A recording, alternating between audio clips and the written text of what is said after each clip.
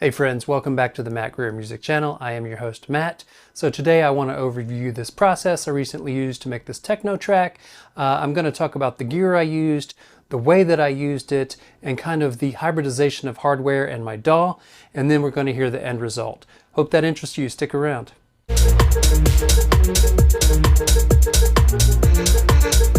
I would say 80 to 90% of this production was done on the EP133. I worked with this for a while. I got the mix to where I wanted it, and then I just bounced this out in a stereo two pair into my interface, into the DAW, and then just left it.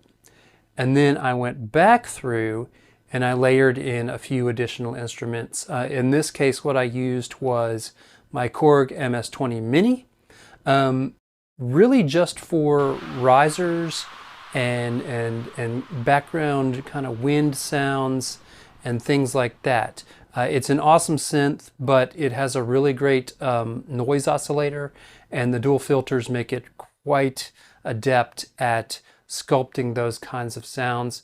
I also was able to use the LFO to make it sort of pulse with the tempo and rhythm of the beat. So that was a perfect use for that synth. I then also broke out my Novation Bass Station II for bass, imagine that. For some of the breakdown sections where things get sort of sparse, I wanted a deep moving bass line. So I was able to use that in those sections as well. And then I needed just a couple other elements. And so I got my Elektron Digitone 1. I've had this synth for quite a while. It always pretty much lives on my desktop right next to my DAW. And even though it's pretty adept at being its own little Groovebox, I usually use it just for synth parts and usually just for finishing tracks more than anything, because it's got this, I won't say brittle, but it's got this clean, crisp sound that cuts through a mix really well, and for me, I just find it an excellent finishing tool for putting those final elements on a piece of music. Quick word, I don't know what kind of techno this is.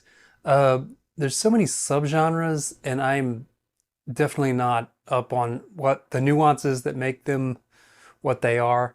Genres are annoying. I really, as an artist, I kind of hate them, but I guess it's important to try to figure out what you're making so that you can try to put your work in front of an audience that's looking for that. Otherwise, I don't care what genre it is. It's just techno to me.